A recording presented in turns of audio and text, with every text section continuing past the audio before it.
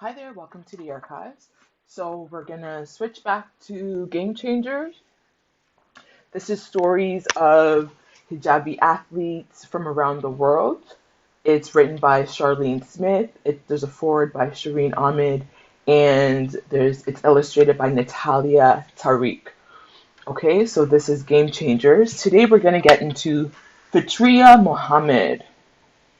Fitriya Mohamed. So Fitriya was born in Ethiopia. I can't think of Ethiopia's capital right now. I say Dar es Salaam, but that's Tanzania. Abu. No. Why can't I think of Ethiopia's capital? Ethiopia. Ethiopia.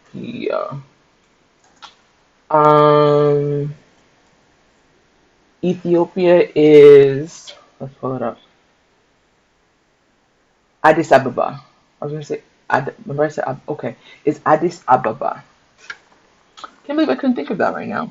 So, Fitriya Mohamed was born in Ethiopia, but she lives in Canada. That's where I live. Canada is, what's our capital? I live here.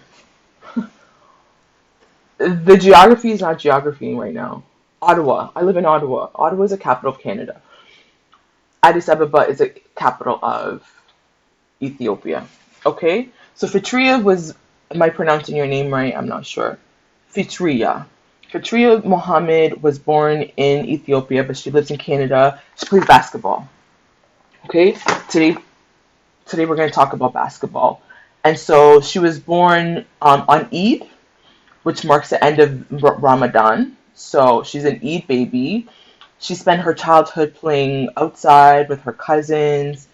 They played soccer, for instance. She came to Canada. She moved to Canada with her older sister when she was 10 years old. So again, in a lot of different diasporic folks, you see children traveling alone, for instance. I came alone to Canada.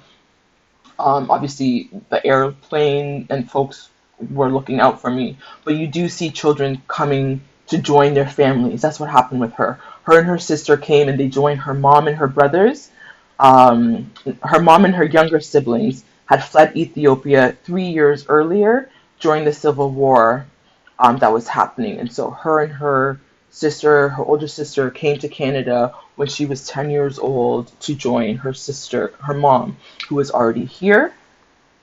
And so her and her sister had stayed behind while her mom got settled, which is what a lot of, well, I don't know if it's a lot, but for some of us, that is our story, right? My dad left. My dad wasn't even there when I was born. He left to go to the UK. He worked in the UK. Then he sent for my mom. And when they came to Canada, they had my brothers. When they were ready, they settled. They sent for me, and then I joined them. So this is a familiar story for me. This is also my story, traveling alone. I didn't have a sibling. I traveled alone, but that's her story, right? Her mom came to Canada for 3 years, got ready, and then sent her and her sister. So after 3 years, we're finally reunited. They settled in Toronto, which is what my parents also did. I moved to Toronto when I first came to Canada as well, too. Not just center myself, but just some people are like, oh my God, what a narcissist. It's not about you. Just relation and seeing where it's familiar, right? Toronto girl here, immigrant, being like, wow, this is also my story. But this is her story, so let's stick to her. So for Tria, they lived in Toronto. She felt a little bit left out because she didn't speak English. So eventually, she learned to learn to speak English.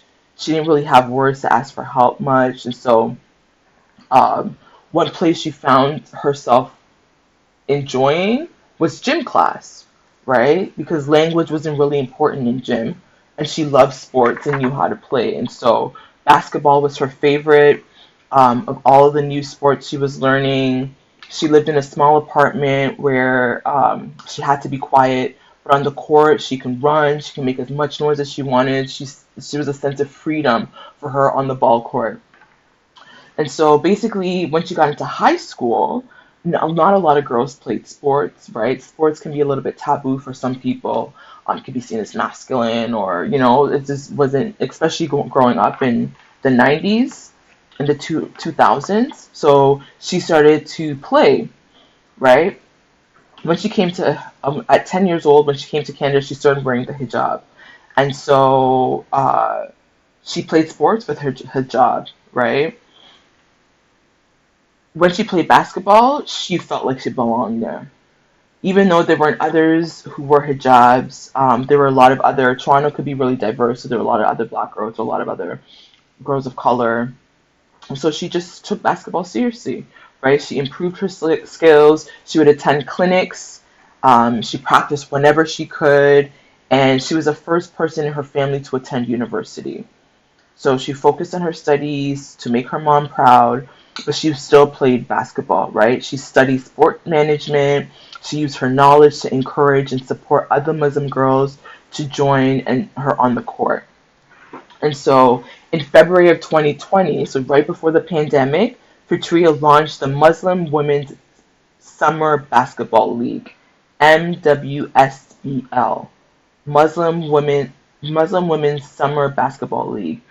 But because of the COVID pandemic, she wasn't able to offer any programming until the summer of 2022, right? And so when she finally launched the first season, it was a 7-week tournament, a style kind of a league. It welcomed Muslim girls that were 13 and older, as well as different allies. So you didn't just have to be Muslim, you could also join as an ally, but you had to be 13 years or older. And so 90 girls and women registered. There was a total of 8 teams that first year. Some of the participants were experienced in basketball. Others had never played basketball. They were just beginners. And so it was a huge success. It offered postseason basketball clinics to those who were new to the court to help them improve their skills. The programs offered so much support to a lot of the young folks in the community in Toronto. And she wants to take it to the world. She wants to eventually bring it back to Ethiopia, where she was born, and help other African countries as well too, because she's really benefited from basketball, right? Her self-esteem, team spirit, meeting other people. Like basketball has been a really, really important part of Fitriya's life, and so she's on a mission to change the world through basketball. She's already started. So this is Fitriya Mohamed of Toronto, Canada, originally from Ethiopia. Okay? I love that. So you see again, folks that like start playing a sport, they often try to help others come after them, right? Just because they know them, they themselves came up with some challenges, especially around wearing the hijab as Muslim women that's wearing the hijab. So that was Fitriya Mohamed. I might do one more, and I'll see you then, okay? Until next time, in solidarity.